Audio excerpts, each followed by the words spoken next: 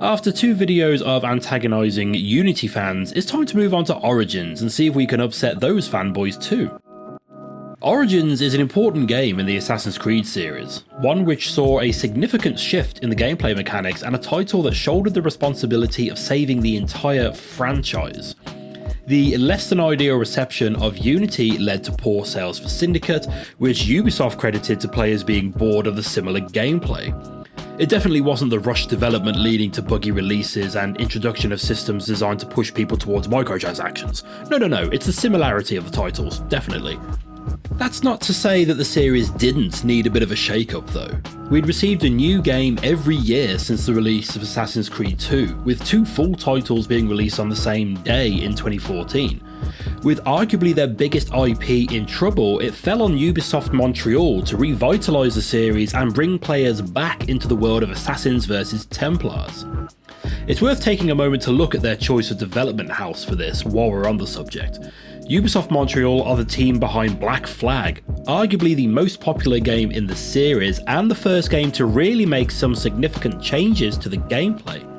So while that all sounds like a good idea, Montreal are also the team behind Unity, arguably and demonstrably the game that is often pointed to as the death knell for the series. I personally like to think this was Ubisoft realising that too much publisher interference leads to inferior products, and that Unity would have been a better game if they were given more time to complete it properly. It was probably something far less enlightened than that though, if we're being honest. Other than a quick 15-minute demo of Odyssey at EGX 2018, I'd not played any of these quote new style Assassin's Creed games, so I was going in completely blind for this. Having access to the internet for my entire adult life does mean I'd absorbed some details about this new gameplay style over the years, and a common opinion is that these are not Assassin's Creed games, they are open world RPGs that share a title with a different series. I mentally prepared myself for a vastly different experience than the previous 11 games had provided and settled in for an adventure in ancient Egypt. Even if I didn't quite know what kind of game I was heading into, I was at least excited to witness the origins of the Brotherhood of Assassins.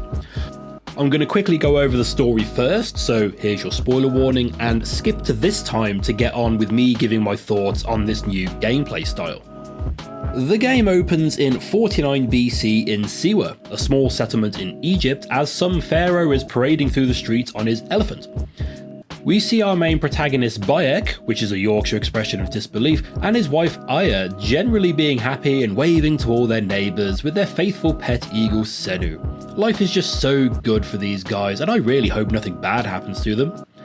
They watch the pharaoh parade by quite happily until said god king makes eye contact with Bayek, who then glares back at him for some reason.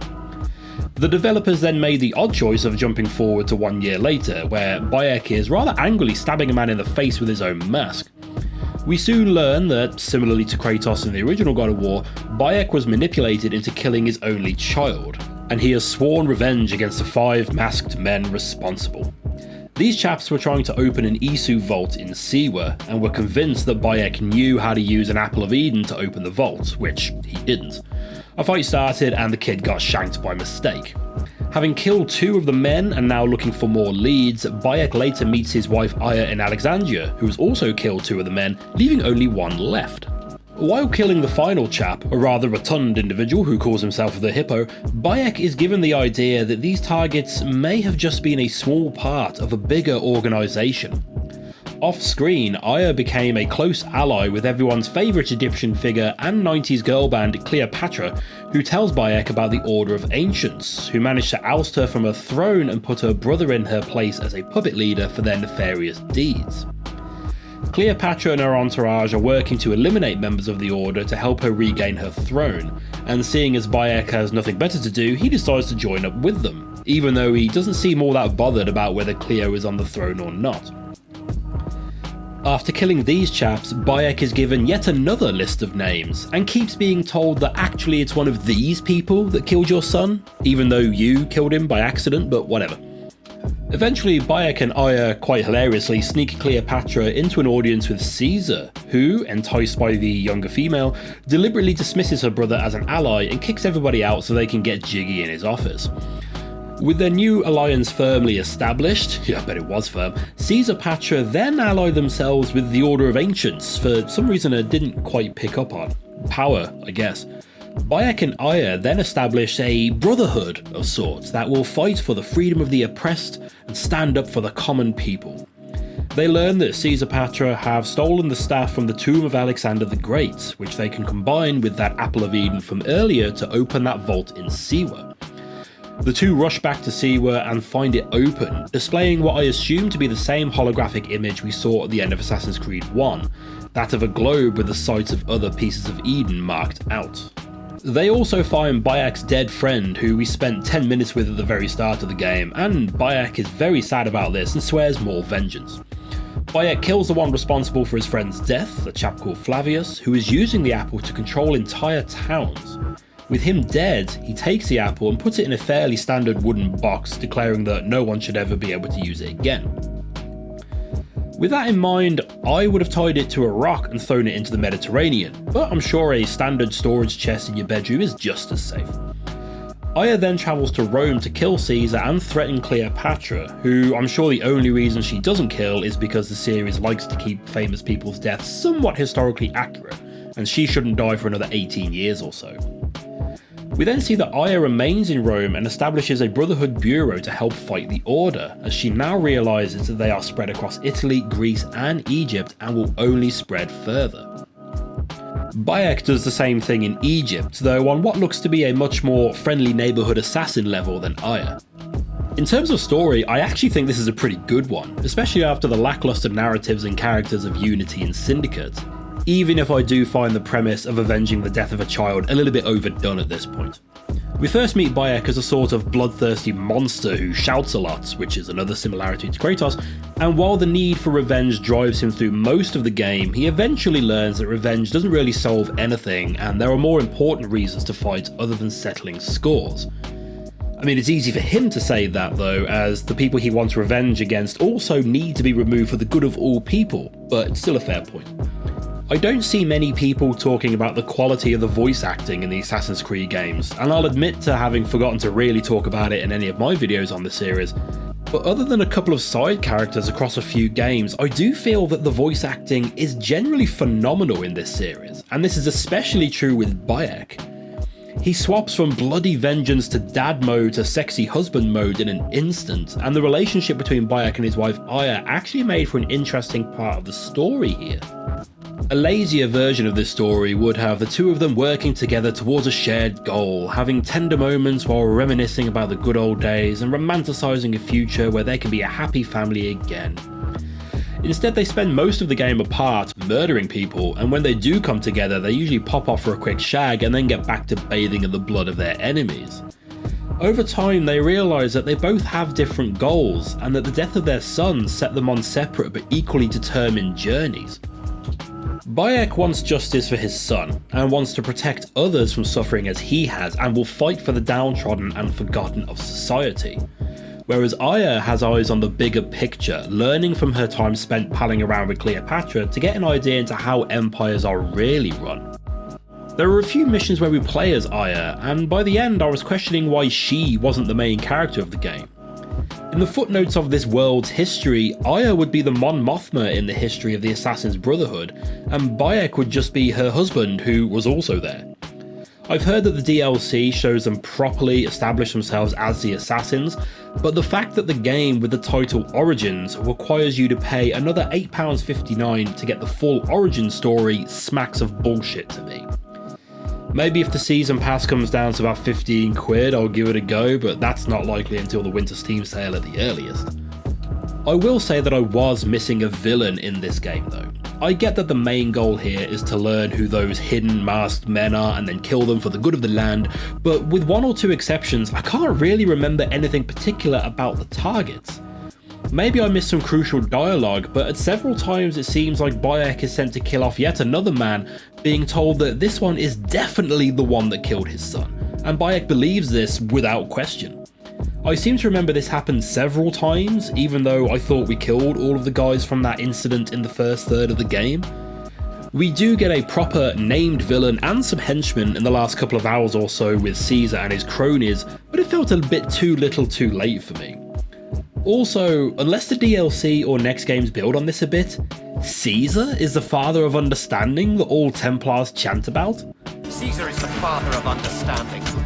May the father of understanding guide us is asking Caesar for guidance? That seems like a really odd choice, but I hope I misinterpreted that or they retcon it in the next game or something. That isn't the only odd story beat in this game either. Did you ever see that Star Wars film, Solo? The one that had needless explanations for details that no one was asking about?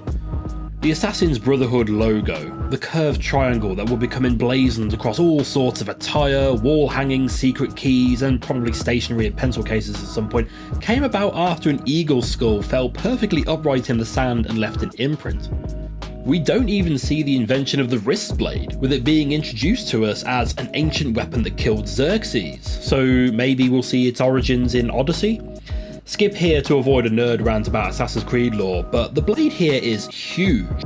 In Assassin's Creed 1, we see that the assassins are missing their ring fingers, which in Assassin's Creed 2, Da Vinci tells us was to ensure the commitment of whoever wields it, and the blades in that game are thinner, enough so that they can fit through a gap in your knuckles. I believe it's a parchment in Assassin's Creed 2 written by Altair later in his life that discusses how he redesigned the blades to no longer require that the wearer remove their finger, meaning that it was both symbolic and necessary to chop it off to use the blade up until this point. However, Bayek only loses his finger because he uses the blade through a closed fist, though with the size of that thing I'm surprised he had any digits left at all. We see him use it when he's first given it, and he is shown to tuck his fist out of the way to avoid injury. This means that the blades existed for hundreds of years and allowed people to keep their fingers. Then someone redesigned it in a way that required severe trauma in an age without antiseptic wipes or Savlon, only for Altair to bring it back again and have people just brand their ring finger instead. The hidden blade is such an iconic weapon, it feels like it should have been created by the Brotherhood for the Brotherhood, with the removal of the finger being a sacrifice they are willing to make if it meant that they could wield this new weapon in their war against the shadow organisations. I will also overlook the fact that Assassin's Creed 1 shows the start of the Assassin-Templar conflict, with the Assassins just fighting tyranny wherever it turned up before then. Big Papa Haytham even tells us that the Assassins were basically the same as the Templars for a while, until they started fighting for freedom. So showing them as fighting this fight from the very beginning contradicts points from a game made 5 years earlier. Anyway, while people who have read all the books and comics start correcting me in the comments, I'll quickly mention how amazing this game looks before talking about the gameplay. This game really does look stupidly good, which it absolutely needs to when one of the main gameplay loops is climbing high things to have a look at your surroundings. The villages and cities are full of people milling about, playing music, selling their wares, or chatting about gladiator fights. In the countryside, the wildlife gets into fights with each other and other people, and the fact that the pyramids were built longer before Cleopatra's time than her reign is to 2023 means that we get lots of ancient ruins to explore during our time in ancient Egypt. Crumbling temples that have half sunken into swamps, decrepit statues to gods, and underwater ruins and shipwrecks full of treasure make this world an absolutely beautiful one to explore. And this has all got me very excited to explore ancient Greece in the next game. But wandering off to scramble over ancient ruins can be a bit tricky in this game, with the open world map coming into conflict with the new gameplay mechanics. There's a unique appeal to open world games, with the promise of being able to go wherever you like and explore the sights, always looking forward to whatever is over the horizon. A common problem to solve in open world games is giving players some sort of sense of progression in terms of their abilities and power. If they start off being able to defeat all who stand before them, then there's no sense of growth as you level up. Similarly, if enemies scale to the player's level, like in Oblivion, players spend hours becoming more powerful only to find roadside bandits giving them just as much trouble as the interdimensional abominations that invaded the countryside several hours ago. It's quite common these days to see people talking derogatorily of the Ubisoft open world format, and Assassin's Creed Origins fits excellently into that niche. The changes made to this game mean that functionally it's no different than Ghost Recon Wildlands or Far Cry 3, or I guess more specifically Far Cry Primal. You've got the Ubisoft towers to reveal details on the map, you can tag enemies with a bird of prey / drone, and stealth is an option, but there aren't really enough systems to think of it as a proper stealth game. The only real difference between these games are the perspective of the camera and the setting. Honestly though, I really don't mind these kind of games. Admittedly, I never finished Far Cry 5 despite numerous attempts, but taken individually, these similar systems give a good sense of progression, especially in something like Far Cry where you capture enemy outposts to expand friendly territory. Syndicate used a similar system with its level-specific areas, letting you liberate boroughs and lower the enemy presence within them. One thing that none of these other games do, at least to my knowledge, and admittedly I haven't played the more recent Ghost Recon or Far Cry games, is force you to do side quests to continue with the main story. Now, levels have been present in single-player Assassin's Creed games since Black Flag, where enemy ships had level ratings to denote their strength, even if your own ship didn't have a level to compare it to. Unity had areas of the map full of enemies of set levels, meaning you wouldn't survive any fight you might end up having in those parts of town, and Syndicate was the same, except there were 10 levels to progress through. Origins ups the level cap to 40, and each area on the map gives a recommended level range once again. My gripe is that the main story missions don't give you anywhere near enough XP to keep at the recommended level for them, so I had to keep stopping my quest to avenge my son's death to help a chap move house or find someone's horses for them. Each side mission gives XP rewards scaled to the area that they're in, so quests from areas I've already passed through are not worth the time sink because of the lackluster rewards. And wandering into our higher level area will see you being jumped by lions that can tank flaming arrow headshots while being cleaved with a sword 40 times and shrug it off like it's a wet fart. This results in you having to move on to a new area, stay there until you've completed enough missions to level up enough, and then move on to the next. Why put this limiting system into a vast, beautiful open world like this? How does this improve the player experience? Many open world RPGs have areas that players need to level up in order to survive, but they typically involve magic or sci-fi elements.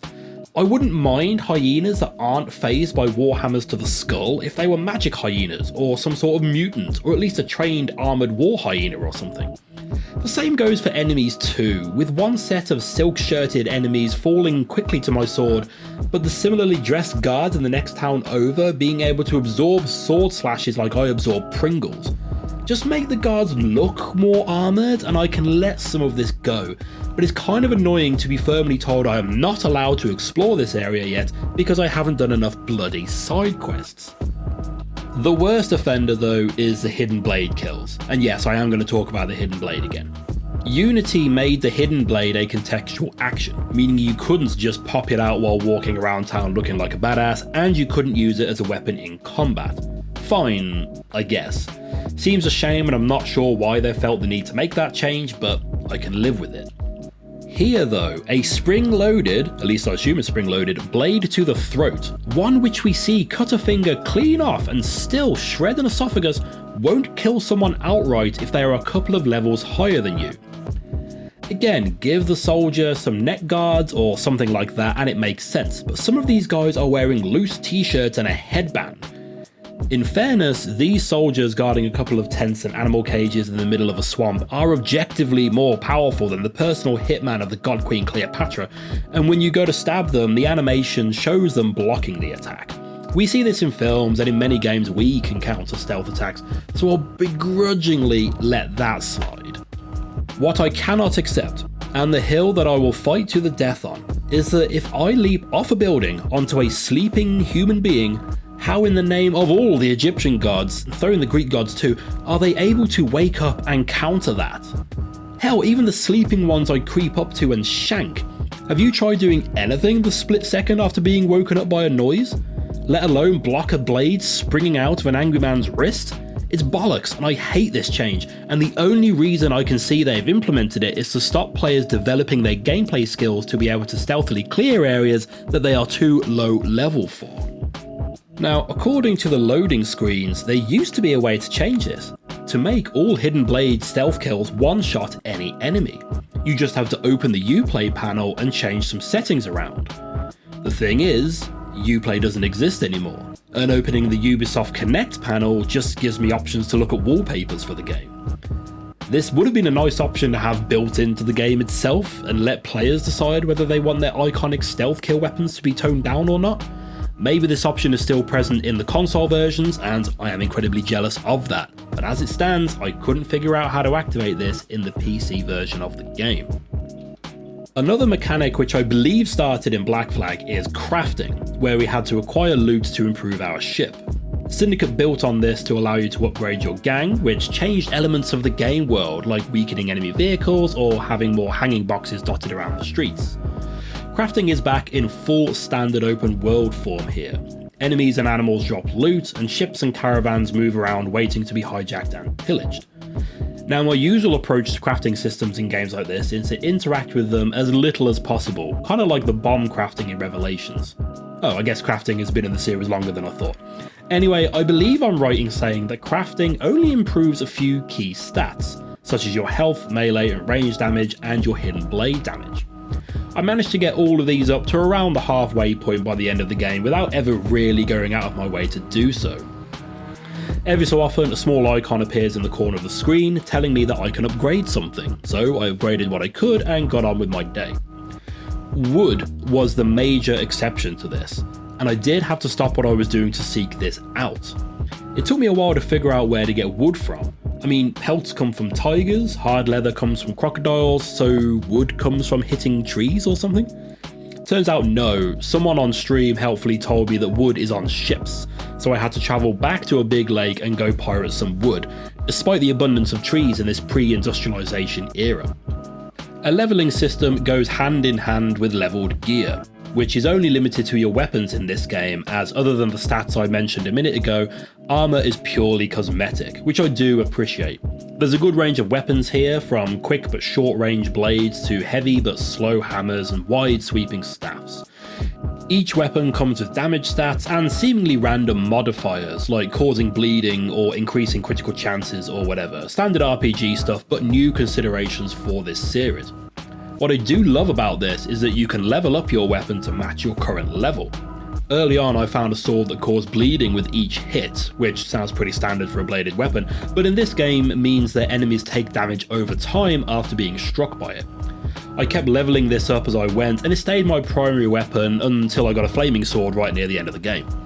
I do wish they let you put modifiers on different weapons so you can mix your preferred aesthetics with the mods you like, but I do very much appreciate this leveling option.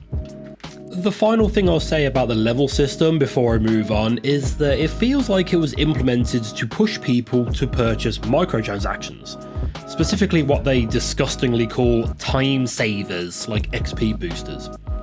Paying to save time just screams that you're deliberately being a dick and making the game grindy. How much do I spend for you to complete the game for me? I could just not buy the game at all and save 40 or 50 hours for free. Down with this sort of thing. One slightly more positive note is that the store here is accessed through what I would call the system menu rather than the in-game one you open whenever you need to do crafting or change weapons. So it's not nearly as in your face as in other games, and I didn't get any reminders to go spend my Helix credits there like I did in Unity. An odd thing I noticed was that the only time saver microtransactions on offer here are for more in-game money, crafting materials, weapon skins, and upgrade points, with no option to purchase any timed XP boosters like in other games. Remember when Shadow of War launched and it was lousy with microtransactions, all geared towards making the end of the game less of a grind? They eventually removed these completely and then had to rebalance the game to remove the grind that had been put there specifically to incentivize the purchase of microtransactions. It feels like that happened here, except they never rebalanced it, leaving us with a leveling system that is out of balance and needs tweaking to make it less of a slog. I mean, there's a cutscene partway into the game where we discover the drowned body of our friend's daughter after she'd been tied to a rock and thrown into the sea. We swear revenge on the monster that did this, but we can't go after them yet because my level isn't high enough. So I went straight into a light-hearted quest with a little girl who was selling dodgy trinkets to unsuspecting tourists. Just increase the XP rewards of your main quest so I can focus on what I want to do and scale the XP rewards of quests with my level so that it's actually worth me doing older quests if I want to take a break from the story. And while we're here, just a quick note about that DLC. Like that text said earlier, the Hidden Ones DLC came on sale while I was editing this video, so I picked it up with the intention of playing it later on down the line. I've completed the story missions of the game and rolled the end cutscene with my character at level 34. Thing is, the DLC recommends being at least level 38, with the Ubisoft website actually recommending to be level 40 before starting. This means I have to grind side missions just to be able to play this end game content despite the fact I've completed the main story missions. And now I don't even have the option of paying for an XP boost, so I'm stuck grinding through a system designed to incentivize a purchase which is no longer available. Fuck this shit. Which I guess brings us on to the combat, another point of contention for fans of the series. At the risk of sounding like a games journalist from the late 2010s, this combat has taken more of a Dark Souls approach to its combat. Now, that's not necessarily my personal opinion, though I can see the similarities, but this is how it was described by the developers prior to launch. I'm still an ardent defender of the Arkham style of combat found in the older games, which allowed you to clear an entire deck of a military ship without too much hassle, unless you got caught out by people with guns and heavies that blocked your counters. Combat in Origins is more suited to one-on-one encounters, again, like Dark Souls, with a stronger emphasis on dodging and parrying, again, like Dark Souls.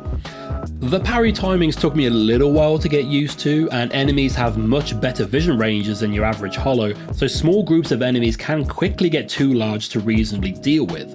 But I quite enjoy this style of combat when you can keep it to small engagements. Personally, I still prefer the old Arkham style system though, as it still requires some timing skill but also looked really cool while you were doing it. Enemies in this game, however, often take several slashes to the face and chest until they just fall down, rather than the glorious death animations the series has given us in the past. Eagle vision is removed from this game, replaced by literal eagle vision, which flies around and sees for us. This essentially works as the drone from Ghost Recon Wildlands or the owl from Far Cry Primal, and the fact that it can detect targets hiding inside caves over 100 meters away is pretty impressive. The open world gameplay outside of missions does fall into that regular Ubisoft open world formula that many people bemoan, but honestly I don't mind it. I like taking on the enemy encampments, as these increase in size and difficulty as you progress through the game, and you can try out new techniques and approaches each time. Honestly, I think this type of thing is an excellent use of an open world setting, and I get that people would be bored after doing the same thing over and over again in different games, but taken on their own I find them very engaging and rewarding to pull off successfully. That didn't happen too often though, and my stealth approaches would often result in me running to the nearest ballista and mowing people down as they ran up the stairs. There is almost a reflex mode in here, like in Metal Gear Solid 5 when you get spotted, except it starts and ends so quickly that there didn't seem to be any point to it. It would have been great to have a couple of seconds of slow-mo time to fire off an arrow and maintain our stealth approach. The parkour system as we know it is almost completely dropped here. Yes, you can still climb pretty much anything, but that fluidity of the animations from Unity and Syndicate is gone. To be fair, there's not as much fun to be had climbing around buildings in this game, as most of the cities are pretty similar to each other, barring a couple of exceptions. Even then, climbing is as simple as holding down a couple of buttons, as Bayek can scale pretty much any surface without issue. While certainly easier, this does take away some of the puzzle elements of climbing from the older games that I enjoyed, where you'd have to figure out a route to the top of some of the taller structures. While it is a shame to see this system scaled back and simplified, it was a lot more reliable than either Unity or Syndicate or even many of the older games. Maybe making things simpler makes them less likely to have problems? Now there's a thought. Origins also marks the return of some sort of modern day narrative, though it is kept pretty vague here.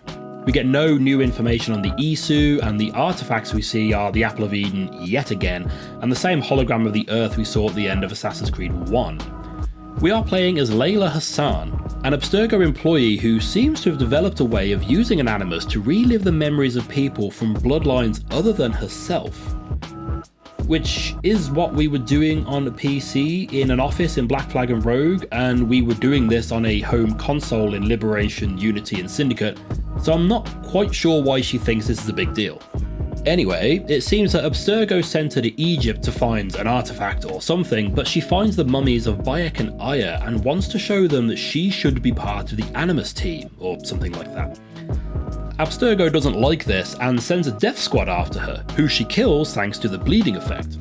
I had assumed the writers had quietly given up on the bleeding effect after we spent 2 games working in an office full of people using Animuses all day long. Animuses? Animi? But apparently it is still a thing, which means I still want answers for how the games consoles they sell don't turn everyone who plays them into highly skilled assassins. At the end of the game, Layla is approached by William Miles, who is unfortunately no longer voiced by Q, who offers her a role developing Animus tech for the assassins. She kind of agrees to go with him before going back into the Animus, and that being that on that side of the story. Hopefully we follow Layla through the next few games, because every game since Black Flag feels like they've been stalling until they figure out what to do with the modern day stuff, so I'm hoping they have some sort of plan in mind now. I know this video is long enough as it is and I'm getting to the end, but I do want to talk about the confession scenes or memory corridors or whatever they're supposed to be called, as they've been changed yet again. From AC1 up until Rogue, when you assassinate a key target, you get a weird scene in a featureless digital landscape where you have a bit of a heart-to-heart with your target. These initially seem to take place outside of time and space, but then some games had other people interact with these scenes, suggesting that they were happening in real time. Then Unity scrapped them all together and replaced them with some sort of psychic vision of the target and their plot-specific goings-on. Syndicate returned to the old style, and now here we change again to what I guess is some sort of limbo type situation, but you go with them to make sure they actually die. To be honest, I do prefer these scenes to the older memory corridors, as they're actually interesting to watch, but they still don't make any sense, and these seem to complicate the lore of the series even further, or rather completely disregard it to do their own thing. And I think that's about all there is with this game. I know I've spent the best part of this video complaining about the various parts of it, but all in all I did quite enjoy it and would recommend the game to anyone who is put off by the change of direction for the series. That said, I still can't forgive the level system and how it restricts your gameplay, and I'm preparing myself for another 2 games of this sort of thing moving forward. This will be a game that I'll likely come back to in the future, as there are still several areas of the map left unexplored by the end of the main quest, and with my level being high enough, I finally have some choice into what areas I can go to. Which brings us to the question of where I would rank this, and it's a tricky one because it's such a different game from the others. All things considered, I think I have to put it here, beneath Assassin's Creed 1, the real-world Assassin's Creed Origin. Pure nostalgia aside, the original game broke new ground in open-world experiences, even if that open world is limited compared to Origins. It tried new things and largely pulled them off successfully, leading to one of the most famous gaming series of all time, and it's still pretty unique to this day.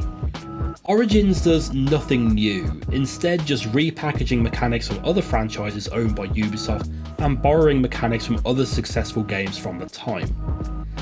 That by no means makes this a bad game because of that, but it does limit its ability to be anything more significant than the first different Assassin's Creed game. There is history in Assassin's Creed 1. It helped develop relatively new trends and create a mechanic so successful that other games ripped it off to the point of everyone becoming sick of it.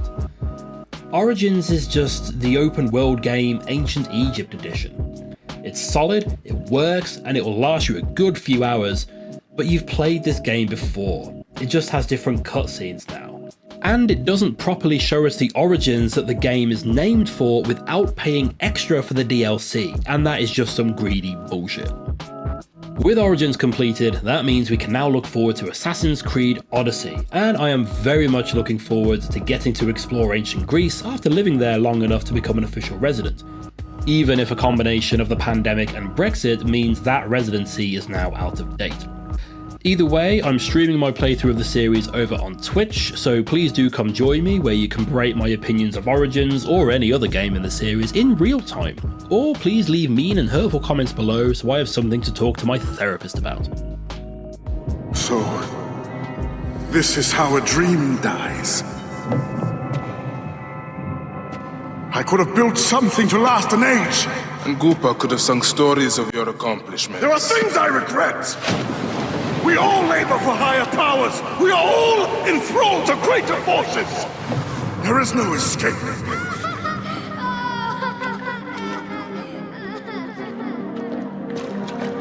I am but one in the Order of Ancients. This victory will bring you no peace. It is not peace that I seek. It is not for my soul that I walk this path. The Order of Ancients will remember me as the bringer of waters and the builder of cities!